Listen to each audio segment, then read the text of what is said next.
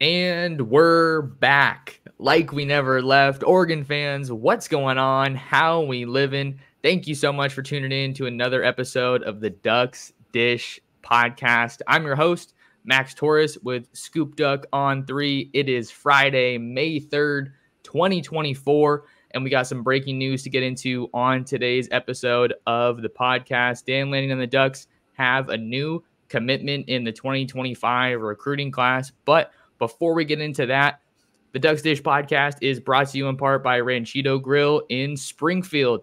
You guys know how it goes. If you're hungry, head on over to Ranchito in Springfield, 1537 Mohawk Boulevard. Try their homemade tortillas.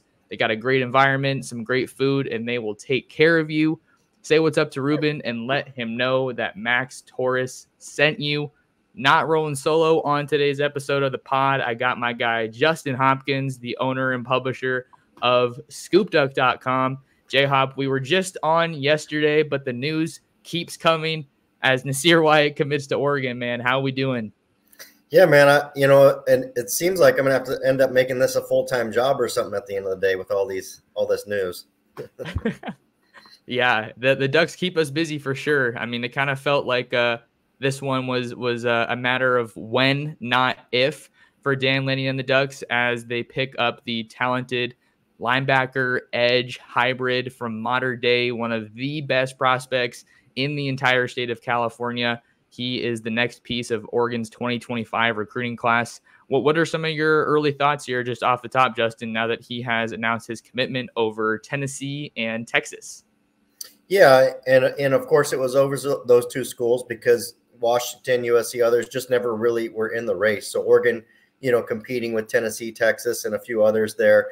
Oregon's kind of, I don't want to say led the whole way, but they got a really early jump on Wyatt and seemingly never looked back, as we both know. And, what I love about this pickup, I guess first and foremost, the obvious, you're back at Mater Dei. We know that they've got dudes every single year. You got to love continuing to build that pipeline. If you're Dan Lanning and going into basically the biggest powerhouse out west in terms of high school talent. Secondly, something that I think gets overlooked and why it's a perfect example, Dan Lanning really seems to like these guys that are almost, hybrid guys that you can move around and use them as chess pieces and use them in situational football. And Wyatt's very much one of those guys, right? He kind of almost has the ability to come up and maybe be off the edge and maybe be a speed guy off the edge, but he can drop back into space because he's fast enough for coverage as a linebacker and can play that position. And I think that's a very unique skill set and something that Dan Lanning really looks to exploit, where some schools might have said, well, he's not quite an outside linebacker and he's undersized for an edge, not really sure where he fits. And Dan Lanning says, I know where he fits, right into my defense. So I know they like to do that up front. They like to do that deeper in the secondary too with guys that can, maybe drop back as a safety or come up as a linebacker, as an undersized linebacker. They do like those hybrid guys. So got to love his speed, got to love his instincts, got to love the fact that you went again and continued to set up shop in California and took one of the absolute very best defensive prospects off the board, kept him from USC, and kept him from leaving your footprint as well. Absolutely. If you guys are watching us here on the Scoop Duck YouTube channel, we got some of Wyatt's junior film up on the screen right now. And let me tell you, it is something to watch, something to behold. This is a guy who just absolutely screams off the edge and has crazy athleticism and twitch. He's listed at 6'2", 205, 210. So to your point, Justin, definitely fits that kind of tweener mold, but he's able to play edge rusher at the high school level because he's just kind of a better athlete than most of the guys that he's facing. He's a guy that can bend, has an incredible motor and good closing speed as well. So I think it's definitely a benefit for the Ducks and Dan Lanning to have a guy that maybe doesn't have a super clear home at the next level, but rather you kind of get to develop him and be a chess piece to find that fit. But I think another thing to some of your earlier points, you talk about setting up shop at Mater Dei, which is nothing new to Dan Lanning and the Ducks. They signed Aiden Breland and Jack Ressler out of Mater Dei in the 2024 class. And people are excited about what they're going to bring to the table this next season, particularly Breland, I think, as you look for some new faces to contribute along that defensive line for Tony Tuioti and company. But for Nasir Wyatt, he just recently visited Oregon for the spring game. So you talk about capitalizing on recruiting momentum and generating it. You bring a guy in for a visit, and then he commits. I think a lot of people probably knew this was going to be Oregon. I mean, the picks have been in there for a while. I put my RPM in for the Ducks on Monday, but this is a guy I've been banging the drum for, being linked to Oregon for quite some time. So it just seemed like it was a matter of time before this became official. And like you said, Justin, this is a guy that the staff really, really liked. And it was a unique approach, I think, for them with Wyatt. Yeah, I think, where some schools maybe shied back because they weren't sure how he fit, Oregon embraced that and really recruited him. And I think they laid out a really good plan for him, how they want to use him in the defense. Probably laid out, hey, look, you're going to come in at 205, 210. We're going to get you to 220, maybe 225. Exploit that. He'll have no problem putting on 10 to 15 pounds of muscle once he gets into the system at Oregon. So, I wouldn't let the 210 fool you. And, what I love here is, we could see the film, but it's production for me. This guy produces. He stuffs a stat sheet, for sacks, for hurries, for tackles, and he does it in arguably one of the best, high school leagues in the country. Sometimes you can get fooled by stats because you might see somebody that's a really good player, just doesn't have a lot of competition around them. That's not the case for Wyatt at Mater Dei. He's playing, really good football players and really good talent week in and week out, and he's still productive. So, kind of one of those guys to me that's just a kind of a lunch pail, player. Just shows up, brings his lunch pail and says, let's go to work. I'm coming after you.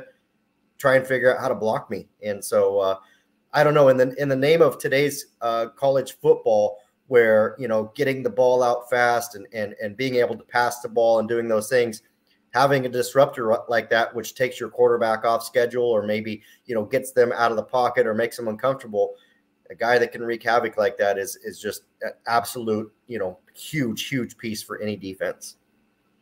You mentioned the plan that Oregon has for him, Justin. I know that he's long talked about Tosh Lapoi's specific plan for him to really shine in this defense and get after the quarterback. And I think that's part of what made Oregon's approach unique. I know that they really took a personal attention to this recruitment. You obviously have Lapoi, Dan Lanning, also Rashad Wadood is another one who deserves a shout out in this recruitment, since he's really been integral to Oregon's recruiting success in Southern California. I mean, just going and being on the scene down here, boots on the ground. I mean, that guy's last name is like royalty in Southern California. So you can bet that Dan Lanning is happy to have him on this staff. And he obviously got a big role in terms of a promotion this offseason, taking on a bigger role with the corners. So I think that things are really operating at a high level. And the next level, as we kind of break down this story and this impact for the Ducks, this becomes your new headliner on defense in the 2025 class, which I think was maybe off to a bit of a slow start in the eyes of some Oregon fans. But it's not like this staff wasn't working hard behind the scenes to add to their defensive haul, as Nasir Wyatt now joins Matthew Johnson out of De La Salle, a defensive lineman in this 25 class, as some of Oregon's defensive commits. Yeah, I like your point there, because I don't think anybody's upset with the offensive recruiting for Oregon so far. Of course, they did lose Sandman Thompson and did lose Adrian Wilson out of this class, but you still got Calif Smith Jr. and Cooper Perry and the receiver Isaiah Mosey. Oregon's doing well there offensively. I think, like you said, this can kind of be your, right now your hallmark guy on defense to show the class that, hey, we're going to go and keep recruiting dudes. No disrespect to Matthew Johnson, but just kind of being at De La Salle and NorCal and just not being very active on social media. He's not really a guy that has a strong rapport out there with other recruits in the way that Nasir Wyatt does. And so I think Wyatt now becomes a guy that, you kind of build the class around. Again, no disrespect to Matthew Johnson, great piece for Oregon to add, but this guy's down in SoCal at Mater Dei. He's going to help you recruit Jordan Davidson and some of the other guys that you're recruiting at Mater Dei. So, this very much is a big recruiting impact piece for Dan Lanning and those guys. I think this is going to be a very important defensive class for Dan Lanning. I don't think, again, they don't need huge numbers on the defensive side, but I think you're looking for that quality of player to bring in behind that class you signed last year, because that's really going to become the focal point of your team moving forward. So a guy like Wyatt comes in, and, we'll look at him with maybe like a Dillion Williams and a Kamar Matudi from last year's class. Those three guys look like they're, going to be poised to take, reps at linebacker in the next 2 to 3 years and kind of be that core, like Jeffrey Bass has been. So love the pickup. You can see it on film. He's a top 100. I think he's like 110, 105, somewhere in there, ranked recruit, but basically a top 100 recruit, 12 ranked linebacker nationally. And, the Ducks just did such a great job closing here, getting him on campus for the spring game. And what I love most, and I'll finish on this, is they never, we talked about this with Dallas Wilson, but they don't take these kind of guys for granted, right? Like, oh, we lead for Nasir Wyatt, we're good, we can put it on cruise control. They don't do that. And Dallas Wilson, I know we talked about him. He's committed, and everybody's still recruiting him. They don't take him for granted. They recruit him as if he's uncommitted. And I think that's something that this staff does really well, and why they're able to close on these big-time guys with a high success rate. Is it 100% success rate? No, it'll never be in recruiting. But Oregon's success rate with these elite guys is really high, and something that I think fans kind of are spoiled with, if you will. It used to be, maybe they'd get 1 out of 4 or 5, and we'd consider that a pretty good success rate for whoever the coach was at this time. And now you're really looking at them getting like 3 out of 4 or 4 out of 5, and we're like, man, how'd they miss on that one guy? It's like, come on, man. Oregon's doing pretty good. Just enjoy it. So, talking some Oregon football recruiting with my guy Justin Hopkins on a Friday morning. I don't know what more you could ask for to kind of get your weekend started. Some great Oregon football news and getting to chop it up with you, Justin. To your point, talking about not taking guys for granted, perfect example here with this Wyatt recruitment, and then we can kind of get into what's next for the Ducks. I don't know if you remember this, but back I think it was in January or February, Oregon was hosting their junior days, and Wyatt was actually scheduled to go out to Florida for a visit. And then Dan Lanning popped up in SoCal, went to Mater Dei to visit him. And he's like, oh, hey, man, we got to get you on campus this weekend.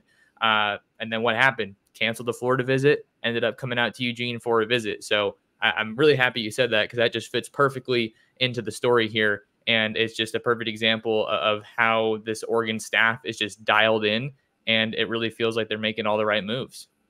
Yeah, and I do think that it starts obviously with Dan Lanning's leadership, of course, as the head coach. He oversees everything, but you've got to have a guy underneath you that you trust. And I think Marshall Malco is that guy, right? He just has such a great vision for, some of the details and maybe the things that Dan Lanning, really doesn't have time in his schedule to do. And you've got a trusted, guy right there on your right-hand side that says, hey, look, we're going to focus on this guy. I'll make sure that we're doing all the right things and making all the right moves, so that 1-2 combination there. And of course, there's Darren Usher and there's Tyler Dean and Pat Biano. There's a great staff of recruiting assistants or, director of recruiting, whatever you want to call it. Great recruiting staff there at Oregon. But, and like you said, it not only is it Dan Lanning and Marshall Malco and those guys, it bleeds down into Tosh Lupoy, and then it bleeds down into Rashad Wadood, and it bleeds down to, just so many levels that, you got to think that guys like Wyatt and some of the other top targets, they're getting pinged by somebody from Oregon probably every day, if I had to guess. And if it's not every day, which I can't imagine, it's every other day at worst, or even, multiple times a day. So, and that's, those are the kind of things that these recruits are looking for. Like, hey, man, this Oregon, these guys are nonstop. They're on me. They must really want me. And at the end of the day, that's kind of what it boils down to. A lot of these guys want to feel wanted and needed, and you got to identify a role for them and how they'll fit in with your team. And the consistency is a big part of it too. And one of the unique things with Oregon that I've learned is that some recruits I talk to and I cover, they don't like that. They don't want to be hit up every single day, every moment. How are you doing? And Oregon understands that, and the coaching staff can find that balance and have that distance, but keep that strong relationship with them. So Right. that's just another unique balancing act that this staff is able to, really take into account here. Now that Wyatt's in the fold, though, things aren't over for the Ducks. This might be the start of something bigger. I know we've kind of been talking about it, but because of the size of the class, maybe it's not going to happen just right now. But it looks like Oregon had an answer brewing. What do you think about when you think about what's next for Oregon here in the 25 cycle? Yeah, May's going to be a really interesting month to me. And what I mean by that is you're not going to see floods of visits on campus, okay? At this point, a lot of these kids are going to kind of almost hit pause, if you will, a little bit and really focus on official visits in June. That now becomes a critical stage. And so if you're Oregon, your number one job right now is getting out and seeing as many recruits as you can. And that's not just 25s. Like, I know, you and I the last couple of days have been tracking a lot of the new 2026, 2027 offers. And those are coaches that are visiting those schools, meeting with the coaches, saying, hey, who's the next wave of guys you got? Do you have anybody coming up? And making sure that all those bases are covered. So that's kind of the transition, with Wyatt in the fold. And I know, obviously four-star running back DR Hill is going to make his commitment a week from today. Oregon is the team to beat. I know you have a prediction on him. I think I'm close to doing that as well. I believe Steve Wilfong has a Fong bomb on there for the Ducks to land DR Hill. So now you're potentially looking at those two guys. And we know that Peyton Woodyard is visiting this weekend, the Alabama safety transfer visiting this weekend. Maybe does that start a little bit of momentum for Oregon? And I don't know that it means that they need to have this huge May, of commitments. I think you want a little bit of mojo going as you hit June and you're getting your key guys back for official visits. So I guess I just want to have fans maybe be cautious about like, hey, we're getting everybody. The class is going to be signed by May 31st. And that's, that's not really what you're after here. I think you're looking for a little bit of buzz, a little bit of momentum. Maybe you get a Nasir Wyatt. Maybe you get DR Hill. Maybe Peyton Woodyard commits. Maybe there's one or two other guys that make commitments between now and June. But ultimately, you're just kind of wanting a little bit of momentum and a little bit of buzz as you're getting those official visits on campus in June. Certainly feels like Oregon's in a great spot for Woodyard. J-Hop, I know that you and I both have our predictions in for him to land in Eugene. And this development with DR Hill on Friday morning, I had an update that I just posted yesterday, I believe, after he recapped his Oregon visit and, couldn't have gone better, really getting to meet Rashad Samples. Seems like Oregon was able to navigate that coaching change really, really well and sell him on the vision that they have for him in this Oregon offense. And now that he's moving up his commitment, I think that that's obviously a great sign of where things stand with Oregon. As far as what's next, let's talk about some of these other recruits to maybe keep an eye on, Justin. Looking at the edge spot specifically, Justin Hill out of Cincinnati has been one that has long been linked to Oregon. Hasn't been out to Oregon in a little bit, so I think that's something to keep an eye on. I bet he's a guy that the staff wants to see as they get on the road here in the spring evaluation period. But I think Oregon's one of 4 schools for Justin Hill. Ohio State, USC are some of the others that are involved there, but he really likes what Oregon brings to the table. And then I think you'd also like to see maybe something get going with your defensive backs, because Oregon is recruiting some serious talent at defensive back. You look at a guy like a Trey McNutt or a Fahim Delaney.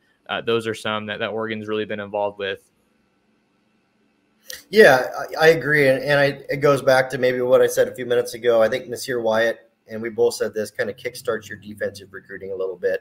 And yeah, I agree with you. It's time we've seen some of these guys visit 2 or 3 times already in this 2024 calendar year. And so now it's maybe time to start pushing towards closing on some of these guys a little bit. Like you said, I think Justice Hill's a guy you look at. I think it's Oregon versus Ohio State right now. So once again, Oregon and Ohio State battling for a recruit. Where have we seen that before? And then you look at maybe 4-star linebacker Noah McHale down in California. Has been to Oregon a couple times for a visit already. Has his official visit lined up, for June as well to Oregon. Kind of working with a top 3 and an unofficial top 3, if you will. It looks like it's Oregon, USC, and Texas A&M. Well, I mean, you kind of got to like your chances there if you're Oregon. I mean, they do a great job against USC for defensive recruits, and Texas A&M is a good school, but it's the only one not on the West Coast of those 3. So you kind of look at that. So I think. A great thing that happens with a Nasir Wyatt commitment is now, let's just say we take, for example, Noah McHale. Noah McHale probably knows Oregon only wants to take 2 or 3 linebackers in this class. They're not going to sign 5 guys in this class. They just want a few. It just starts to put a little natural pressure on some of those guys that, hey, look, okay, they've already got 1 commit. You know, what if somebody else jumps on board? Are they still going to have room for me? Am I the last guy? And it just it's a natural pressure. It's not the coaches calling them up and saying, hey, you better commit now or you're going to lose your spot. These guys pay attention and they see what's going on and they know numbers and how it works. And, you know, there are some guys that we both know, like a Jonah Williams, you're never going to turn him away. He's a 5-star elite guy. But some of these other guys might not have a spot and they might know that, hey, I really like Oregon. That's kind of where I want to go. So what I mean, I think that leads to a very interesting June, possibly early July, about some of these guys maybe making decisions. And I think it just really kind of starts getting that ball rolling if you're Oregon, you know, on being able to close with some of these other prospects. And the way that I really look at this, Justin, is it's the Nasir Wyatt commitment is kind of the start to Oregon's answer here, right? Because you saw USC go on a run, you saw Ohio State go on a run, and now Dan Lanning's like, hey, I think I'd like to join the party. Why not? So I think we'll see some savvy social media posts this weekend, possibly. And it's always fun to watch Eugene and then the Oregon football community, their reaction after something like this hits, because Nasir Wyatt joining, I mean, this is another elite defensive guy out of SoCal, and he's not going to USC. He's going to Oregon. And I think that that's a continuing trend that we've seen in recent years under Dan Lanning. The final point I want to get to, we've kind of been talking about it, but I want to dig a little bit deeper. When you talk about managing the calendar, Justin, and also kind of what I've said here as Oregon's response, they have a really good idea of where they're at, where the board's at, who's there. There could be guys that are ready to commit right now, but they're, you know, probably saying behind closed doors, hey, hold off a little bit. Let's you know, put the team first here and really manage this so we can create that momentum, because I love your point about creating that momentum heading into June, because that's when all the OVs are coming in. That's when you have DJ Pickett, the big Florida DB, coming in, guys like that. And they're probably battling for an OV from Elijah Griffin, the big-time D lineman. So talk a bit more, if you could, just about managing, you know, your momentum that you have, because you don't want to let it go all at once. Yeah, no, you're right. And I think like a perfect example here is, we'll just go with this. Right now, you've got Nasir Wyatt committing, you know, moments ago. It's Friday. 1 week from today, Dyer Hill has set his commitment. Oregon looks like the team to beat. You've got a prediction in. Wilt Fong has a prediction in. Oregon looks like it's in really good shape, and that's another 4-star commitment, top 150 guy. So my point to there is, if that comes through, you've got, you know, 1 today. You've got one a week from today. Maybe if you schedule, you know, if you can work out and get something scheduled for a little bit later this month in May, you know, you've got a 3rd one. And then we'll sprinkle in the possibility of Peyton Woodyard, you know, as a transfer joining the class this month. You know, that starts to look really attractive to these guys. And I think what I mean by that is if you're a defensive guy, you mentioned DJ Pickett and, you know, Fahim Delane, and there's a bunch of guys that we can talk about. But if you're one of those guys, you don't necessarily want to just be the one good player in that class. You want to go play with other good defensive players. You know, if you're a safety, you'd love to have a couple good corners there with you, because they're going to make you better. You'd love to have good linebackers there, because they're going to make you better. And of course, the pressure up front from edge guys or defensive linemen. So, you know, now if you're Lanning, you start selling, hey, look, we've got these 2 or 3 pieces here. They'll really complement you well. We're building a class. Come help us keep building this thing. These are the 4 or 5 guys on our board that, you know, we kind of feel good about and think we've got a legit shot with. You know, that all parlays into the momentum as well. And it's funny, because I used to get blasted for using the word momentum. It was like 4 years ago or something. I'd post, hey, momentum on the people like, quit using that M word, J-Hop. I'm like, dude, this shit's real. Okay. Momentum is real. I'm sorry. Like, and now, you know, now everybody wants to talk about, you know, having the QUAAACK momentum and all that stuff. And it makes sense, because yeah, momentum's a real thing. I mean, these guys see it, they pick up on it. And the nice thing about it, it's not your staff sitting there applying pressure. It's just kind of a natural, you know, pressure, if you will, or just kind of a natural, you know, thing that these guys want to be a part of. And it's valuable to any program, especially to Oregon, especially with the defensive class that they're building and the defensive kind of monster that they're building between last year's class and this one, and the names that we know of. I mean, Oregon's looking to really kind of, up the level in terms of their defensive talent. So I think June's going to be awesome. There's going to be some great visits, a lot of official visits, guys that, probably end up putting out like top threes or whatever the case might be. I don't get too nutty about top tens, top sevens. It's kind of like top five is not bad, but you start getting these top four, top three, then you're really talking, right? Now it's like, okay, we really know who you're looking at. So I think that's kind of the next wave that we'll see a lot of, and I'm excited to see kind of where Oregon falls for some of these guys. Well, there you have it. Nasir Wyatt is a Duck. Is Peyton Woodyard next? Things are looking pretty solid heading into this weekend visit. Derek Harmon, we haven't forgotten about him. Keep an eye on him from a distance, the Michigan State defensive line transfer. Speaking about momentum, Justin, before we wrap up here, just tell the folks a little bit about what's going on at Scoop Duck, because it feels like we're red hot right now. I mean, it does. I mean, I know I'm sure you saw it, but it was just a great post from one of our readers on the boards, just totally unprompted, talking about, the direction of the site and your new addition and what you've brought to the table and just some of the content we've been producing the last couple of weeks with your arrival. And, that's not really trying to get a pat on the back. It's just, I know you appreciate it the same way I do. You put your heart and soul into this and you work hard, and it's just nice to kind of, see that people are taking notice or that they appreciate what you're doing. And so I think if you haven't tried Scoop Duck, there's really no better time, especially if you follow recruiting on Twitter. The one thing I will say about this, we might not get everything right and we might not be first, but we have the capability of taking a lot of the questions out of recruiting for you. And what that means is, hey, is this a guy Oregon's pursuing or not? Or does Oregon have a chance here? And I think we do, the two of us do a really good job of answering those questions and trying to give people an honest feel for recruits and not just saying, oh yeah, Oregon's going to get them. Oregon's going to get them. And I think folks really appreciate that read the site daily, and not to mention all of the content that, we've been able to pump out the last few weeks. Absolutely. Absolutely. So if you haven't already, I mean, we're giving you your pitch right here. And we saw this Wyatt move coming from quite a ways away. So give us a try over on scoopduck.com. And then while you're at it, subscribe to the Scoop Duck YouTube channel. We have been exploding here on the channel, which has been such a blast. So like, comment, subscribe, all those good things. If you want to find more of Justin, you can follow him on Twitter/X at jhopkinssd. If you want to find more of me, you can follow me on Twitter, Instagram, and Facebook at mtorresports. I'm rocking here on the Scoop Duck YouTube channel. And then share the show, share the Ducks Dish podcast with your friends, with your family, and with other Duck fans. Big thanks to J-Hop for coming on. Thank you to you guys, the viewers, the listeners, for tuning in. And we'll see you in the next episode of the Ducks Dish podcast.